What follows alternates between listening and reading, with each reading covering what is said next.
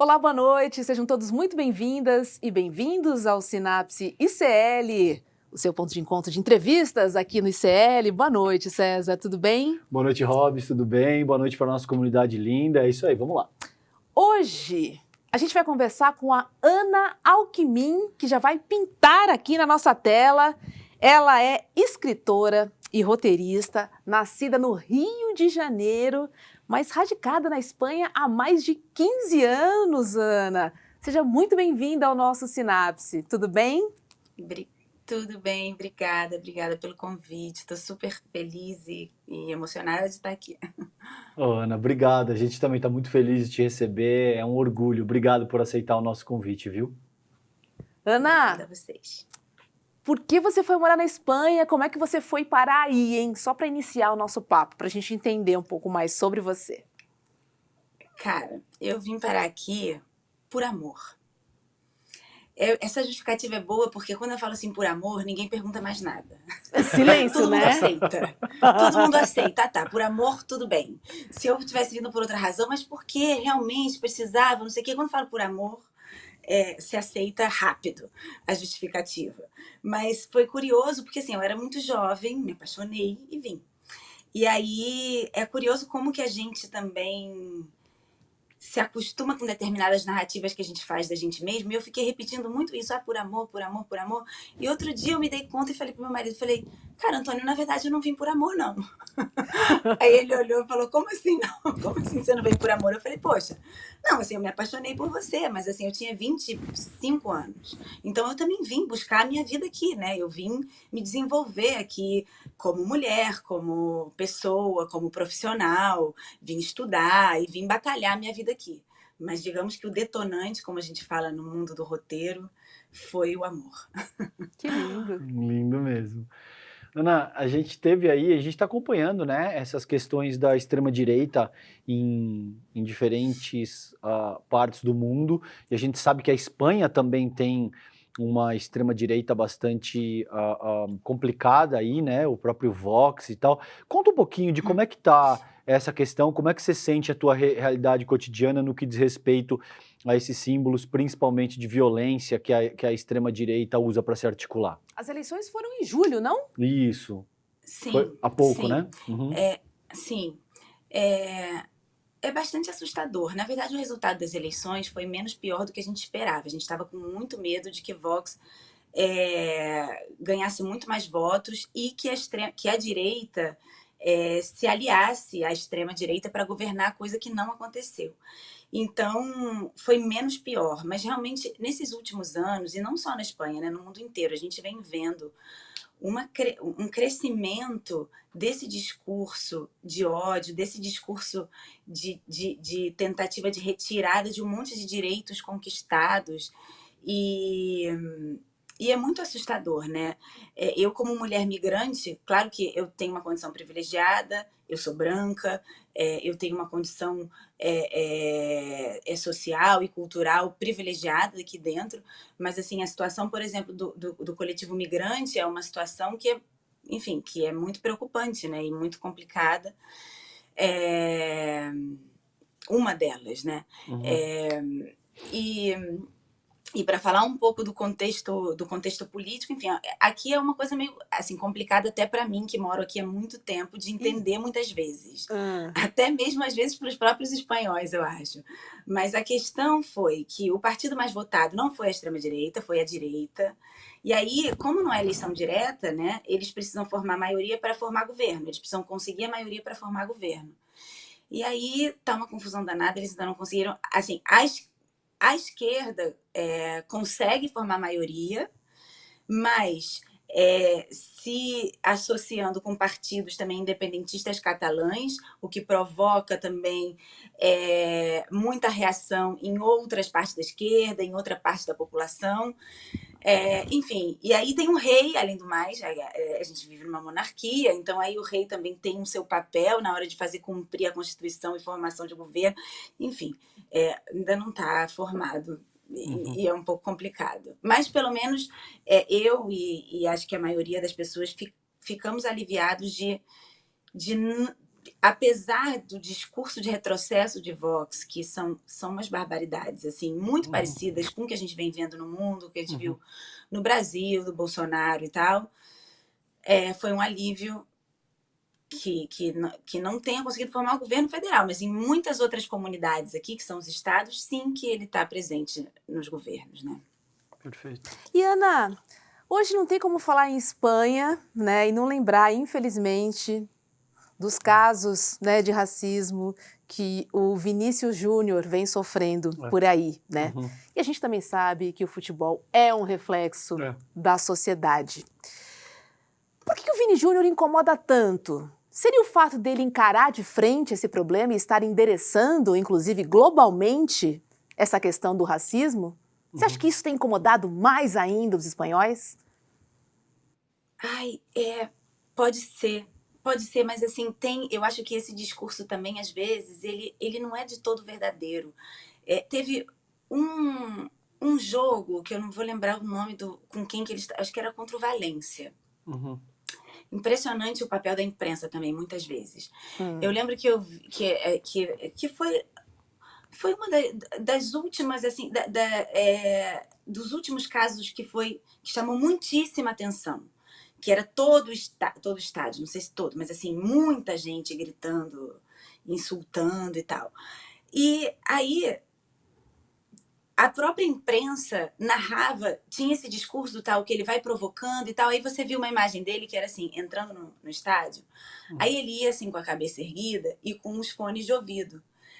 Aí, dependendo do programa que você visse, você falava, olha como ele provoca. Porque ele ia andando assim, com fone de ouvido, parecia mó marrentão, sabe? Aí quando você mudava o programa, bicho, antes do partido, ele estava sendo insultado, chamado de macaco. Sim, desculpa, mas... Então ele tava com fone de ouvido para não ouvir. Que loucura. O que já estavam gritando para ele. Entende? Então, assim, dependendo do canal que você escuta as pessoas dizendo que ele está sendo marrento. E ele não está sendo marrento, ele está se protegendo de escutar aquilo. Isso antes de começar o jogo. Eu fico... Desculpa, cara. Não tem problema Aí nenhum. no meio do jogo, o cara... Cara, o que o cara vai fazer no meio do jogo? Sabe? O que ele vai fazer? Se ele já chegou, não tinha nem... Assim, não sei quantas horas antes, a torcida do... Eu não vou falar Valência, eu acho que era Valência, mas eu não sei. Enfim, a torcida desse time, insultando ele na entrada, bicho. Quando chega no fim do jogo, o cara vai fazer o quê? Nossa. E nesse jogo, eu gosto muito de futebol. Nesse jogo, ele pediu pra sair. E o técnico falou, não, eu não acho justo você sair. Aí o técnico deixou ele. Porque o técnico também estava puto de ter que tirar ele por causa disso. Mas ele tinha pedido para sair. Então, esse negócio provoca, não provoca? Não sei. Agora também, acho que não. E ainda... Inclusive... Fala, querido. Desculpa falar. Imagina, não, inclusive né? tem um jogo... Eu tava revendo, assim, porque nesse jogo eu fiz um post no Instagram, eu tava revendo o post outro dia, por acaso. E tem o Rodrigo. E aí tem umas coisas que me incomodam muito também. Quando eu vou começar a conversar sobre isso com as pessoas na rua, aí eu falei assim, não, mas ele provoca. Por exemplo, o Rodrigo, eu gosto mais do Rodrigo. E é muito perverso isso. Muito. Porque aí você utiliza um outro jogador negro para dizer, não sou racista não. Eu, inclusive, gosto do Rodrigo. Só que ele não provoca. Não sou homofóbico, não. Tenho até amigo gay, né? A mesma desculpinha de sempre. Exato. E veja, o Franz Fanon, ele fala disso. Ele fala como esse mecanismo de dominação cultural passa por introjetar uma espécie de mentalidade colonizada específica na pessoa que é o sujeito da dominação. A meu ver, o caso do Vini é tão emblemático porque sintetiza todo um modelo de sociabilidade que se aplica basicamente em todo o Ocidente hoje. Por que ele incomoda tanto? Porque ele é extremamente talentoso, porque ele celebra as conquistas dele. Então você vê que a primeira agressão surge como ele precisa parar de dançar como se fosse um macaco. Ou seja, o cara faz um gol E você quer que ele comemore como? E é óbvio que esse tipo de coisa não surgiria com um jogador branco que comemorasse da mesma maneira, né, Ana? Fala, querida. Claro, assim, como é que o Cristiano Ronaldo comemora? O Pois Cristiano Ronaldo sai correndo e faz assim, ó. Faz aquele negócio assim, uau! O Superman, exatamente. O que remete a uma empáfia, né? Eu estou aqui. Você imagina o Vini Júnior... I'm the best, fuck the rest, né? Tipo isso. Exato. Não, você imagina... Aí o cara dá uma sambadinha, pelo amor de Deus, gente. Exato. Sambadinha incomoda? Ué? Não pode. Exato. Não, é muito sintomático. E denota esse modelo de sociabilidade. Exatamente. Você imagina se o Vini Júnior mandasse um I'm the best, fuck the rest e fizesse aquele gesto de empáfia do Cristiano Ronaldo, o que isso não causaria? Mas é um sintoma muito claro que denota um modelo de sociabilidade que organiza os nossos arranjos no sentido de que você deve brilhar, você deve se submeter. E se eu não quiser me submeter, você vai ser massacrado. É isso que acontece. Nem uma estrela internacional absurdamente talentosa como o Vini Júnior escapa disso. E a luta dele ganha um caráter universal porque fica muito evidente. Não tem como fugir disso, entende? Fica muito claro o que está acontecendo ali. E é o que ele falou, é o caso isolado número 19. Esse é o que aconteceu essa semana. É óbvio que a gente está falando de um processo que é estrutural e que mesmo quando a pessoa se defende, como a Ana de forma muito inteligente colocou, você ainda é tirado como alguém que está sendo agressivo, que está provocando. Você diz o quê? Você quer que a pessoa me agrida com todo tipo de ofensa racial e eu bata a palma para essas pessoas, né? Então, complicadíssimo. E também está muito ligado, né? Já comentei algumas vezes, ao pacto de branquitude, né? Por que ninguém faz nada, né? Porque todos os patrocinadores da La Liga, né, têm os seus CEOs que são pessoas brancas, portanto não estão preocupadas com esse tipo, né, de crime. Né? O presidente da La Liga, ele é do partido Vox.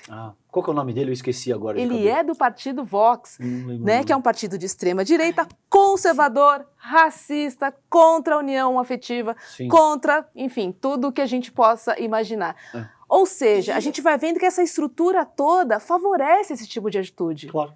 Porque não existe um contra-ataque. Sim. E aqui na Espanha tem um fator grave de dificuldade que o Vinícius sempre fala, que é a ausência de uma lei antirracista, né? Não existe.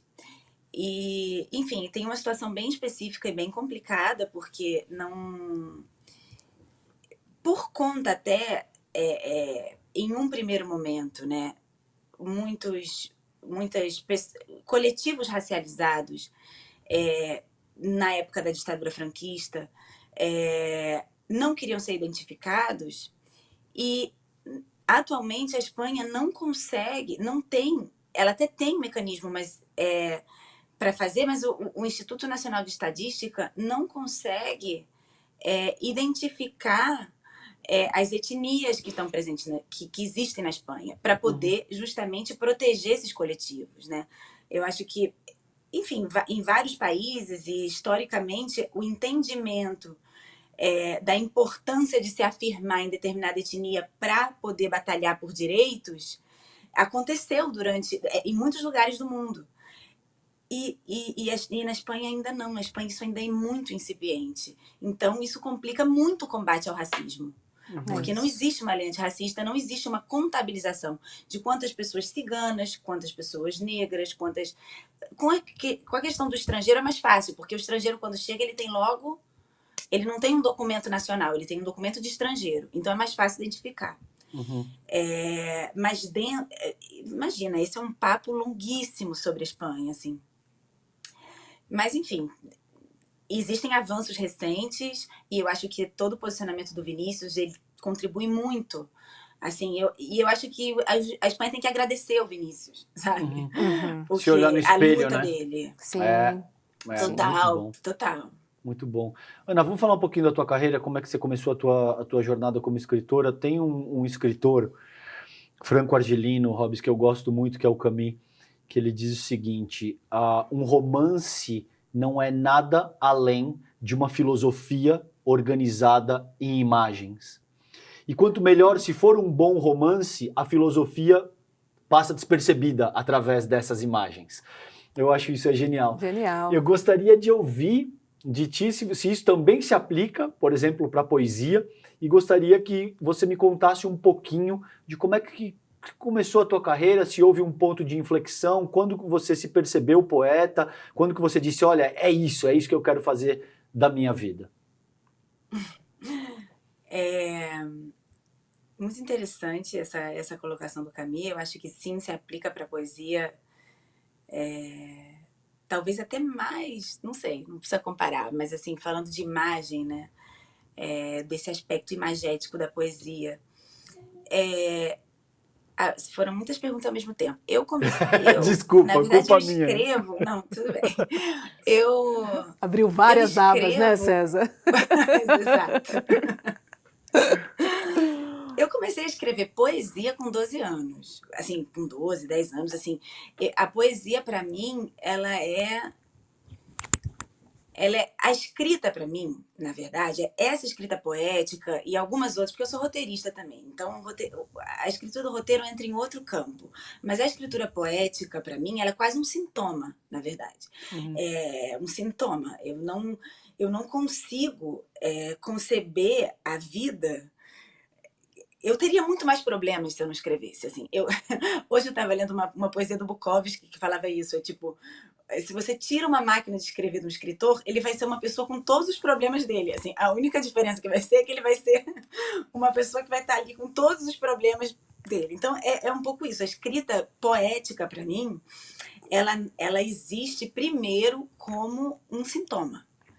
Depois, né, inclusive o processo desse livro, desse último livro, né, que eu estou lançando agora, que é o Imprevisto, ele foi todo assim, porque ele é uma narrativa poética de um processo de aborto legal que eu fiz, e ele começou como uma escrita sintomática, assim, eu precisava escrever para poder tomar uma decisão, inclusive.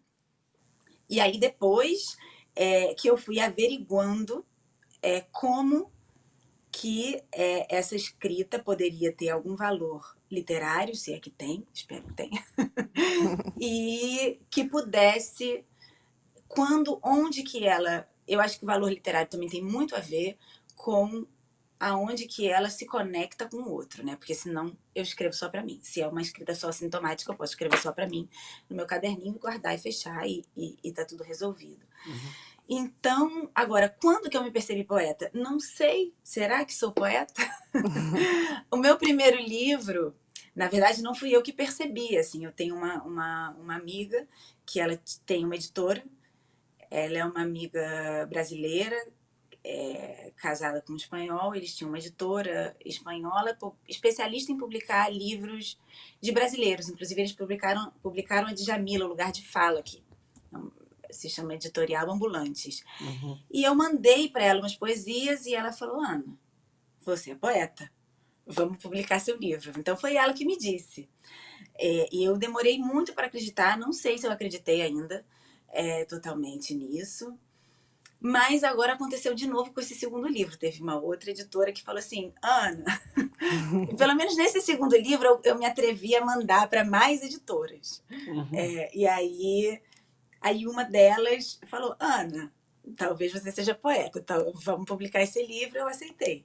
Agora, é isso, assim, não sei, é um pouco isso. E depois tem a escrita de roteiro, que é totalmente diferente. Eu voltei um pouco para a poesia, buscando uma certa liberdade estética, uma liberdade de conteúdo, buscando ser um pouco chefa de mim mesma, assim, né, na escritura mesmo, porque a escritura de roteiro ela está muito ligada a um mercado capitalista. Então é uma outra escrita, por mais que eu tente sempre, dentro dessa escrita que é para um mercado, que tem umas demandas muito específicas, eu tento, né, buscar uma autoria, buscar reflexões, buscar críticas. É sempre um lugar que é muito mais limitado para isso, né? E Ana, posso só rapidinho, claro. Quero dividir algo com você e com Ana, para que as pessoas que nos assistem nesse momento entendam a força e a potência do que a gente está tratando aqui. Porque muitas vezes quando a gente fala de poesia, pode ficar um pouco abstrato e as pessoas talvez não tenham perspectiva de entender a força que isso traz. No dia 20, e é extremamente doloroso isso que eu vou colocar, tá? No dia 20 de outubro, uma poeta, a Reba Abu Nadah, que era uma das mais talentosas feministas de Gaza, morreu nos ataques israelenses. E a última poesia dela, ela diz o seguinte, abre aspas, a noite na cidade é sombria, exceto pelo brilho dos mísseis, silenciosa, exceto pelo som do bombardeio, aterrorizante, exceto pela promessa tranquilizadora da oração, escura, exceto pela luz dos mártires. Boa noite. Entende? Isso tem uma força que é difícil de explicar, que muitas vezes você pode causar revoluções através de algo assim, você entende? Sim. Você pode sensibilizar paixões e afetos de tal ordem que poucas outras coisas na atividade humana têm tanta capacidade de fazer isso como a própria poesia. É disso que a gente está falando aqui. Você sabe que eu já tinha lido e chorei, né, quando eu li pela forte. primeira vez, e agora eu tive a mesma sensação e o mesmo sentimento, César, assim, me tocou profundamente, profundamente, né, esse poema, nestas circunstâncias, da forma que a gente está vivendo hoje em dia, né, principalmente para as pessoas que estão ali, né, tanto na Palestina quanto em Israel, pessoas inocentes. Sim. Morreram. Sim. Sim, muito emocionante. E eu acho que isso que você chama atenção para a poesia, né, da especificidade, até um pouco leviano eu fazer essa análise agora diante da força dessa poesia, mas existe uma crudeza na linguagem, uma forma de ser direto que vai direto no coração.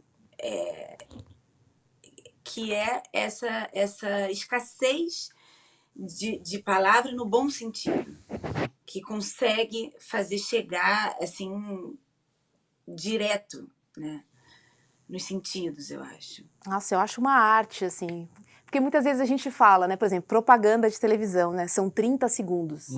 Escrever um texto para 30 segundos é muito difícil, Sim. é muito difícil, porque exatamente como a Ana disse, você é cirúrgico, né? Você tem que ser claro, você tem que ser cirúrgico, com poucas palavras, em pouco tempo, e transmitir, às vezes, uma mensagem grande, né? E a poesia acho que vai um pouco nessa onda, né? Porque ela é, como a gente ouviu agora, e também as poesias da Ana, elas são curtas, elas são diretas e claras, né? Assim, é um trabalhão, Ana. Assim, eu não escrevo nada de poesia, todas as minhas tentativas foram fracassadas. Então, assim, eu admiro muito, né, quem escreve poesias, quem consegue, enfim, fazer esse jogo, porque, na verdade, é um jogo de palavras, né? Muito legal, muito legal. Quero aproveitar e falar do seu segundo livro de poesia, que é O Precipício, que fala sobre a maternidade, né? Você contou que escreveu outro sobre o aborto. E você é mãe de 3, né? Você tem 3 filhos. Sim. Ah, conta pra gente como é que foi essa experiência de ser mãe e um pouquinho mais sobre O Precipício. Tá, na verdade é o contrário. Na verdade, Precipícios é o primeiro e o segundo é o Imprevisto, que é sobre o aborto. Então, o Precipícios, que é esse que foi... O Precipícios, ele não nasceu como um projeto. Ele tem muita relação com... Depois de ser mãe de 3, e tá completamente alienada do mundo, literalmente alienada do mundo, metida na minha maternidade tripla, onde a demanda das crianças era maior. Agora eles estão crescidos. Assim, eu estava relendo um pouco esse livro agora e estou falando, meu Deus, realmente saí. Mas assim, eu estava imersa nessa maternidade tripla, alienada do mundo, e eu acho que eu voltei a escrever poesia quando eu comecei pouco a pouco a me reconectar com o meu ser mulher e com o meu corpo de mulher. O Precipícios nasceu disso, desse conflito numa maternidade que me alienava do meu próprio desejo para além dessa maternidade. Tamanho é o trabalho, tamanho é a demanda de outro ser e de outro, que eram 3. Eu voltei a escrever, quando eu voltei a me reconectar com esse desejo de ser mulher, e o Precipícios nasce daí. Não nasce como um projeto, porque ele é tão caótico, ele depois não ficou caótico porque eu tive editores maravilhosos, mas o processo de criação dele foi tão caótico como a minha própria maternidade estava sendo naquele momento. Então é um livro que mistura a maternidade com o desejo feminino e com a minha situação de mulher migrante, muito sozinha nessa maternidade também, sem essa tribo famosa para criar essa. Não, minto, também tenho minha tribo de vizinhos e tal, mas sem essa tribo familiar de cuidado das crianças. E aí, esse é o primeiro. E o Imprevisto, que é esse que eu estou lançando agora no Brasil, ele é até interessante falar dos dois, porque ele acontece 5 anos depois, e ele é a narrativa de uma mulher migrante, uma narrativa poética de uma mulher migrante, mãe de 3, que não quer ser mãe novamente e que, de forma imprevista, fica grávida. E essa mulher sou eu. Então, essa história... E o que aconteceu? Como acontece, eu acho que assim, o Aristóteles falava disso, né? O que leva um escritor a contar uma história? É o assombro que ele sente diante de alguma coisa. Quando uma pessoa se assombra, fala assim, caramba, eu tô tão assombrado que eu vou contar para você o que me aconteceu, ou o que eu vi, porque me assombra. Quando eu me vi grávida, nessa 4ª gravidez, eu não queria ser mãe novamente, eu não queria ficar grávida, mas eu descobri que fazer um aborto não é a mesma coisa do que não ficar grávida. Fazer um aborto é uma outra decisão. Eu já tinha tomado a decisão de não ficar grávida, mas eu fiquei. Então, naquele momento, eu precisava tomar uma outra decisão, que era abortar ou não. Então, o Imprevisto, ele conta a história dessa decisão e de como eu, que sou ateia, sempre fui a favor da legalização do aborto e continuo sendo, obviamente, me vi numa situação onde eu percebi todo o aspecto de clandestinidade que um processo de aborto num país onde o aborto é legalizado tinha. E também com a dimensão de que, sendo brasileira, se eu tivesse no meu país, eu teria que cometer um crime para levar adiante o meu desejo de mulher. Então, eu comecei a escrever primeiro, como eu disse, uma escritura sintomática, para dar conta do que eu estava sentindo. E, de repente, eu pensei que eu podia lançar a mão do meu privilégio de mulher branca, num país onde o aborto é legalizado, mas que sou brasileira, desse privilégio para, digamos, estender a mão para o Brasil, contar esse aborto legal e dizer, vamos? Vamos legalizar? Assim é um aborto legal. Ele dói, ainda sendo legal, ele dói. Mas vamos falar dessa dor? Vamos expor essas dores? Vamos curar essas dores? E vamos legalizar o aborto no Brasil? E uma das coisas muito, assim, que em seguida eu percebi, porque no Brasil, o aborto, ele está contemplado no Código Penal. Não existe uma lei no Brasil que legisle sobre... Não sei se fala legisle. Eu tenho meio um portunhol às vezes. Não existe uma lei no Brasil que dê conta e que ampare as mulheres e que legisle sobre a reprodução sexual. Não existe.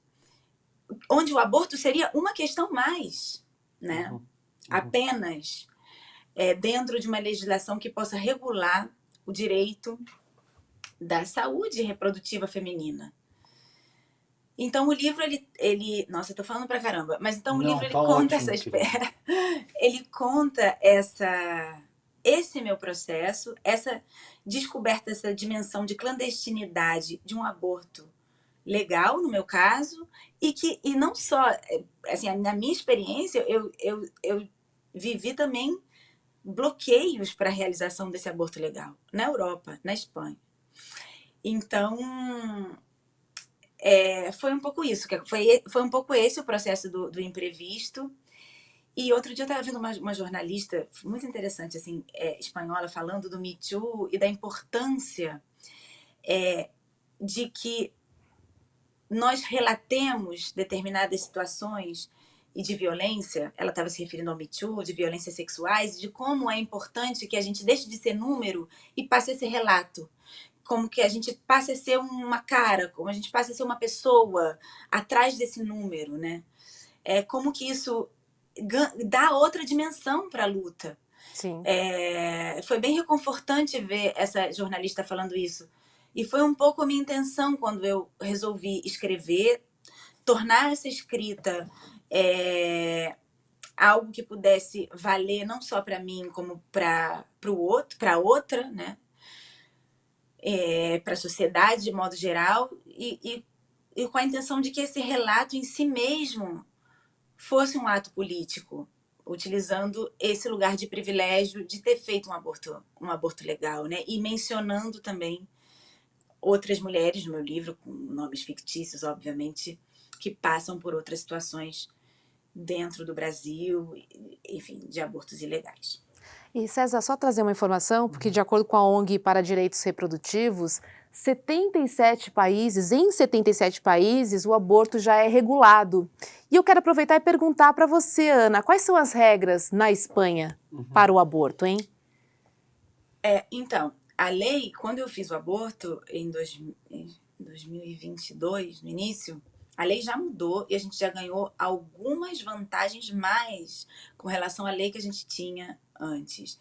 Então, assim, basicamente, o aborto é permitido até a semana 14 de gravidez, sem nenhum tipo de necessidade justificativa de parte da mulher, né? Quando eu realizei o meu procedimento, inclusive, isso é uma das coisas que eu falo muito sobre isso no livro, esse aspecto da clandestinidade. O Estado, ele garantia esse direito à mulher, mas ele delegava a execução do ato a clínicas privadas. Porque ele lavava as mãos. É a minha interpretação, né? Eu garanto esse direito, mas eu não executo. Então, os hospitais públicos, os centros de saúde não realizavam o aborto. Eles delegavam. Inclusive, quando eu fui dizer à minha médica, porque eu fui futucar, eu fui lá, meu marido falou, Ana, vai numa clínica, vai na clínica particular. E eu falei, não, porque é meu direito, eu vou na pública, eu quero ver o que vão me dizer. E aí a médica falou, mas como assim você vai fazer isso? Como você pode chegar aqui e achar que você vai fazer isso assim? Por que você vai fazer isso? Ela me perguntou por que eu ia fazer o aborto. E agora essa lei mudou. A própria instituição pública, os próprios hospitais públicos vão começar a realizar o procedimento. Os médicos ainda têm direito, como é que se chama? Aqui se chama objeção de consciência. O médico tem direito de não realizar, se ele considerar que fere algum dos princípios religiosos dele. Um médico específico pode enfim, utilizar esse argumento para não realizar, mas isso tem tudo isso tem que estar escrito previamente. Ele já tem isso definido, então nunca vai chegar ao constrangimento de você ir num médico e vai dizer não. E, fora isso, a lei ultimamente se modificou bastante, porque é isso que eu mencionei, né? É uma lei de saúde reprodutiva da mulher. Não é uma lei relacionada só ao aborto. Então, por exemplo, essa lei conta com educação sexual, modos de prevenção da gravidez. Agora foi incluído licença maternidade no caso de menstruações que são muito doloridas ou muito abundantes. Ah, isso é maravilhoso, eu tinha lido Pois mesmo. Então é uma série de medidas que protegem a mulher e que permitem que essa mulher possa tomar uma decisão ou outra de forma muito mais livre e muito mais segura, né? Enfim, e que inclusive, não tenho números, mas que é comprovado e comprovado que nesses casos o número de aborto realizado nos determinados países onde se conta com essas leis de proteção é muito menor do que no caso de países onde o aborto é proibido e é crime. E as pessoas morrem. A maioria morrem. pobre e principalmente, morre. Exato. Né? É sobre isso Pois que a gente está falando aqui. E também me parece que, a meu ver pelo menos, que o aborto ele é o epítome de um processo, de um modelo de sociabilidade que tem no controle do corpo feminino talvez a sua maior expressão. Controlar as mulheres. Exato. Entende? Exato. Então é uma questão que transcende a mera questão pontual e remete a uma expressão mais ampla de como é que a gente funciona enquanto sociedade. E enquanto você falava, eu pensava comigo aqui, Ana, que coragem dessa pessoa de... A gente sabe que um tema, enquanto escritor, enquanto poeta, eu não sou poeta, eu sou escritor, mas ele tem... ele ganha, a meu ver, pelo menos em qualidade, em riqueza, na medida em que ele é mais visceral, na medida em que, como você muito bem colocou, ele te assombra, na medida em que você está lidando com coisas que te são caras e que você precisa trabalhar com aquele texto quase que de forma terapêutica, pedagógica, para continuar vivendo. Isso ganha um caráter muito mais visceral de força. Agora, esse é um tema muito delicado. Eu entendo isso, eu entendo o quanto você deve ter sido criticada, o quanto você deve ter pensado se eu devo ou não fazer isso, Se expôs, se eu devo né? me expor dessa forma, exatamente. Agora, em todas as épocas, sempre houve artistas e pensadores que estavam na vanguarda e que são capazes de alguma forma, transcender o paradigma daquela ocasião para oferecer subsídio para que outras pessoas pensem. Então, muitas pessoas que vão ler o trabalho da Ana e que estão se culpando, vão ser capazes de lidar com isso com mais propriedade, porque, olha, teve uma pessoa que foi corajosa a esse ponto e produziu algo que agora serve como referência para que eu seja capaz de desmistificar isso. E é muito legal, porque quando a gente compartilha, né, a gente forma uma rede, a gente acaba criando uma rede. Exato. Né? Então, acho que é muito sobre isso, né, enfim... Quando você escreve um livro, a gente aqui no Sinapse conversando, ou até com seus amigos, enfim, né, a mesa do lado ouvindo o papo do vizinho, enfim, você acaba fazendo uma rede de assuntos, né? E quando você consegue compartilhar, cara, isso é muito bom para todo mundo. Exato. Né? Porque você já dá um passo além pro coleguinha. É isso. Sobre a mesma situação. Olha, o mesmo tema, sim. Sobre isso, eu tenho pedido a algumas amigas atrizes para lerem alguns poemas para a gente divulgar nas redes e tal, na rede da editora, que inclusive vou falar um nome antes que eu esqueça. Gênio Editorial é o nome da editora. Se quiser seguir no Instagram e tal. Boa. E eu tenho pedido para as minhas amigas atrizes lerem algumas poesias e tal, e eu também fiz um vídeo que eu publiquei contando do que tratava o livro e tal. E aí, uns dias depois, eu fui numa festa aqui de brasileiras, de amigos brasileiros e tal. E aí, assim, duas mulheres com quem eu falei super pouco na minha vida. Assim, super pouco. Essa coisa de festa, outra, não sei o que. Eu cheguei na festa, elas me abraçaram e falaram, Ana, obrigada. Você não sabe o que aconteceu comigo. Então, assim, pessoas com quem eu não tinha falado, eu tinha trocado 3 palavras. Uma delas me chamou muita atenção porque ela me narrou uma história de um aborto que ela não fez. Ela tinha uma culpa tão grande. Ela carregava uma culpa há 6 anos de um aborto que ela não fez. Ela tinha um filho de 6 anos. Ela falou, Ana, quando eu vi você falar isso, eu de repente, eu me aliviei de uma culpa de um aborto que ela não fez. Olha isso.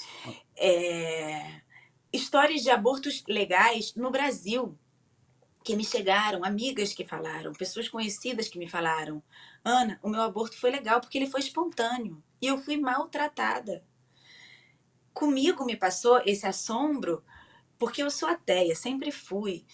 Minha família, assim, a gente vive em sociedade. Eu tinha vozes dentro de mim que eu não reconhecia na hora em que eu tinha que me colocar diante da situação e da decisão de abortar ou não. Tinha vozes do tipo, a vida começou, que eu não sabia de onde vinha. E no meu caso, além do mais, foi interessante que a Roberta também trouxesse o outro livro anterior, que é da maternidade, essa maternidade que me atropelou, que eu amo ser mãe, adoro meus filhos e tal, mas que é pesada também, muitas vezes. As 3 vezes que eu fiquei grávida dos meus filhos, eu fui mãe no momento que eu vi o resultado da gravidez. Eu era mãe daquela embrião que não tinha... Eu era mãe. Então, na quarta, quando eu vi a quarta, eu falei assim, o que eu sou desse quarto? O que é isso? Então, assim, é um filho já? É vida já? E tudo isso... enfim, o livro conta todo esse processo de construção e desconstrução de ideia da maternidade, de onde começa a ideia da maternidade, do meu desejo, do que eu queria, enfim, e foi um processo intenso e duro. E eu queria comentar só mais uma coisa aqui, essa ideia de que o aborto tem um propósito de controlar o corpo da mulher. É impressionante como assim, outro dia eu estava dando uma outra entrevista e me perguntaram, não, esse tema polêmico do aborto, eu falei, é polêmico mesmo? Ou se cria uma polêmica? Porque assim, tantas coisas poderiam ser polêmicas. Assim, tem tantas crianças no Brasil em situações de vulnerabilidade absoluta. E isso não é polêmico? Não é polêmico? Por que não é polêmico? Por que o aborto é tão polêmico? E crianças que estão abandonadas, totalmente vulneráveis. Por que isso não é polêmico? E para voltar ao assunto do futebol, porque essa eu adoro contar também. Vocês viram o caso da Jennifer Hermoso, a Espanha ganhou o Mundial Feminino, o Rubiales, que deu o beijo na boca dela. Sim. A gente ficou 1 mês discutindo aqui na Espanha e no mundo inteiro. E olha que a Espanha tem um movimento feminista potente. Ficamos 1 mês discutindo se aquilo podia, se não podia, se... mas que exagero. Mas não sei o quê. Até ele se demitir do posto dele. 1 mês depois, na Assembleia de Vereadores aqui, eu não sei traduzir muito bem o nome, daqui de Madrid, um deputado do PSOE chegou no prefeito, numa discussão, né, na arena lá. Chegou no prefeito e fez assim, ó, na cara dele. Fez assim. Pegou assim, ele falou... Não, fez assim, fez um gestinho assim de botar a mão na cara. Sim.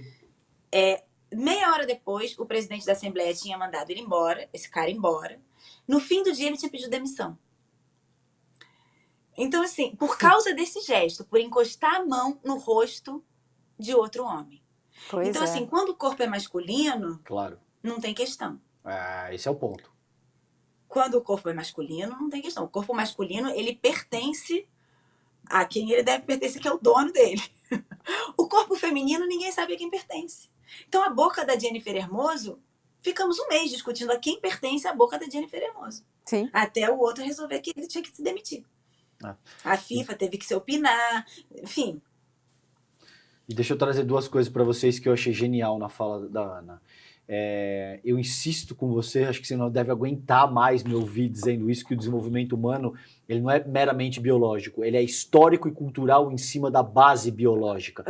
Quando a Ana diz, eu tinha vozes que eu não sabia que eu tinha, é sobretudo essa influência da tua cultura, da tua sociedade. São essas vozes que inferem sobre a tua tomada de decisão e que você sequer sabe que tem aí. Marx, por exemplo, tem um clássico dele que ele te diz sobre o suicídio, que ele pega relatos do Peixoto, era uma pessoa que organizava os relatos de polícia.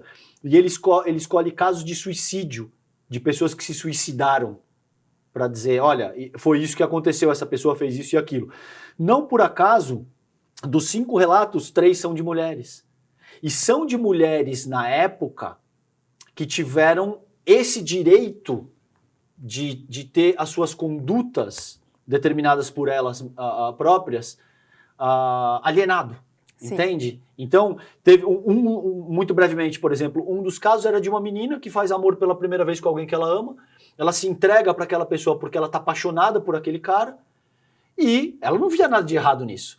Em seguida, o que acontece é que os pais descobrem e fazem um escândalo. Quando eles fazem um escândalo, a vizinhança inteira percebe, ela se sente humilhada e se joga de uma ponte. É isso que está em jogo, entende? Em última análise, se os homens pudessem engravidar, a gente ia poder fazer aborto em posto de conveniência, Com 24 horas, certeza. tomando um uísque antes de entrar na sala do procedimento, entende? Sim. É óbvio que isso não remete ao procedimento em si, mas a uma estrutura de poder que tem o controle do corpo feminino como cerne da questão. Isso é muito claro. E só um parênteses aqui, Ana. Eu fico muito brava quando eu ouço alguém falar: ai, conhece a Ana? Ah, mulher de não sei quem. Dá por isso como que eu não referência gosto. o homem, Total. né? É por isso que eu também não gosto, né? Quem é a Ana? Ah, a Ana, escritora, mãe de 3 filhos, esposa de alguém. Poeta, intelectual. Poeta, intelectual. Isso, essa é outra coisa. Ninguém é mulher de ninguém, gente. Começa daí, Exato, né? Acho que tem algumas questões. E aí, a fala dela também me remeteu, sabe a quê, César? A crenças limitantes, né? Que são esses pensamentos que surgem que a gente não sabe de onde vem. E de onde ele vem? Dessa história. Né? Exato. A gente ouviu que a gente, enfim, não tinha nem conhecimento do vizinho, mas cruzou o seu caminho, a sua vida, e você incorporou. Por isso que eu acho que essa ideia da gente começar a dar voz, quem puder, quem se sentir também, né? Todo mundo agora precisa falar disso, mas eu acho que, enfim, não quero fazer esse convite que pode parecer um pouco leviano também, mas eu acho que quanto mais voz a gente dá para o que a gente vive nesse caso, né? Assim, no caso do aborto, a gente realmente cria uma rede, como a Roberta tinha falado, né? Aconteceu uma coisa super bonita também com o livro.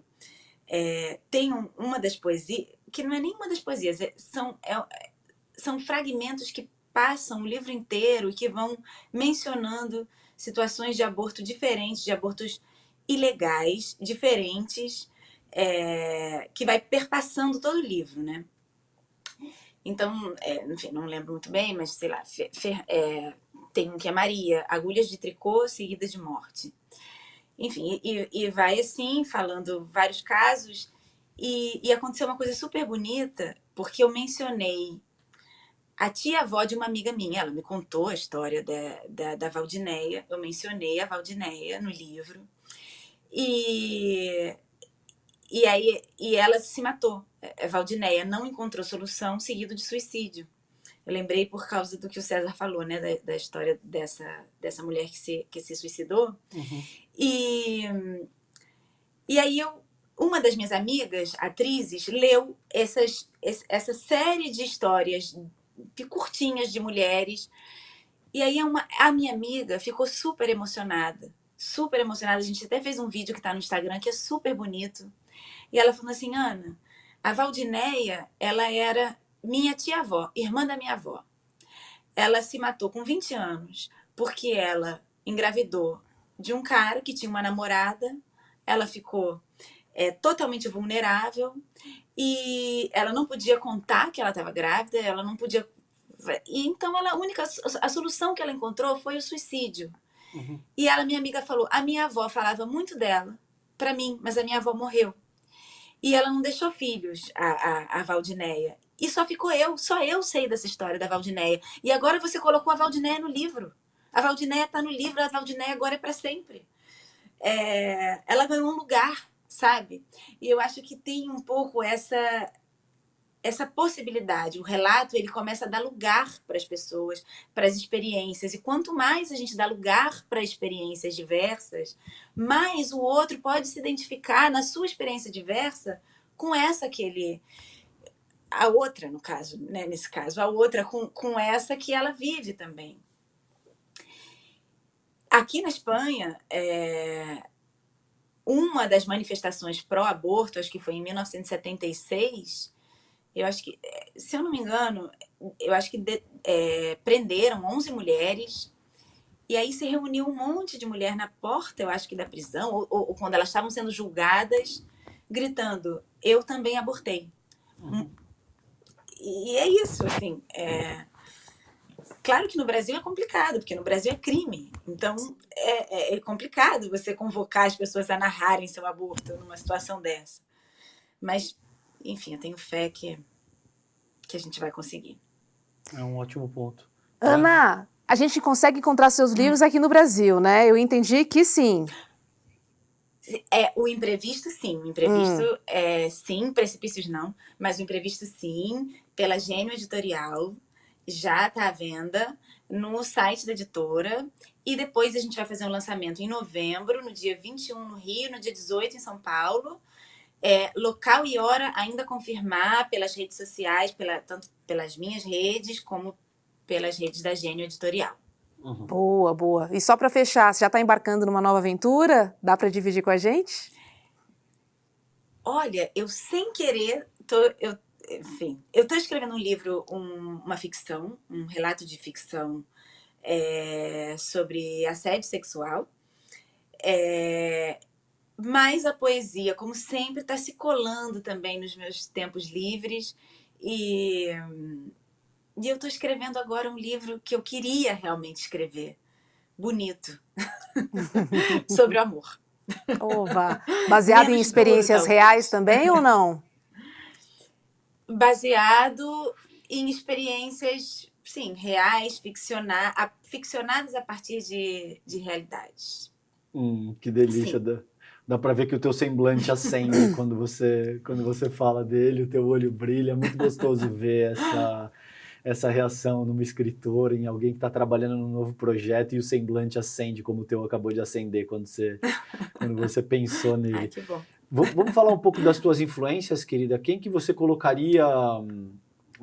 eu sempre me sinto compelido a perguntar uma única, porque geralmente quando a gente pergunta, as pessoas dizem, mas são tantas, e aí vem um certo nível de abstração que a gente não chega em lugar nenhum. Mas se você pudesse... sei que você não vai ter muito provavelmente uma única, mas quem que são as principais? Eu tenho. Tem? Que delícia. Vamos lá, quem que é? Eu tenho uma única. Quem é? Eu adorei que você falou uma única, porque eu ia falar uma única mesmo. Boa. Eu ia falar da Annie Ernaux, que é uma mulher francesa, ganhou o Prêmio Nobel no ano passado. E ela é muito libertadora. Ela foi muito... na verdade, ela tem um livro sobre aborto, que ela fez ilegal na França, não sei em que ano, em 1960 e alguma coisa, ou princípios dos anos 70, ou talvez até antes, não sei. E ela tem uma escrita muito particular, que ela narra a própria vida. Ela faz literatura com a própria vida. E descobrir ela foi muito libertador. Porque eu não gosto de falar em literatura feminina, nem em literatura de autoficção, mas de dar importância ao âmbito privado, particular, a mirada, ai meu portunhol, ao olhar, a esse olhar subjetivo sobre a realidade, me parece muito libertador, esse contar a partir de uma mesma, sabe? E acabam sendo temas que são femininos, porque ela é mulher. Então, essa despretensão de contar a guerra, digamos, e colocar em valor o contar a cozinha,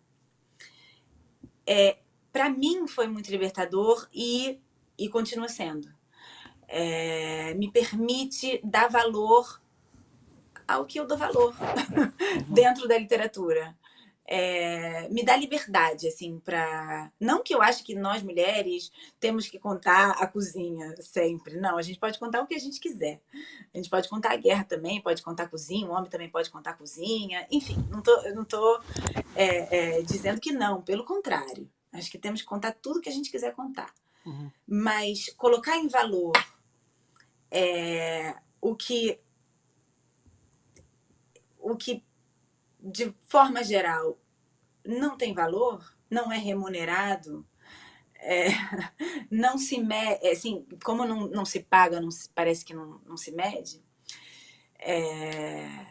para mim é muito libertador e continua sendo, e eu tô meio apaixonada, meio obsessiva com ela, toda hora eu volto nela. Boa. Agora eu tô lendo outra coisa, mas porque eu acabei de ler um livro dela e eu acabei de ler vários, aí de vez em quando eu volto, enfim. Boa. Delícia. Ana Alckmin, obrigada, viu, pelo papo. Escritora, Poxa, roteirista. Foi um prazer te conhecer e conversar com você sobre temas tão importantes a partir da sua experiência. Isso é muito, muito valoroso. Muito legal.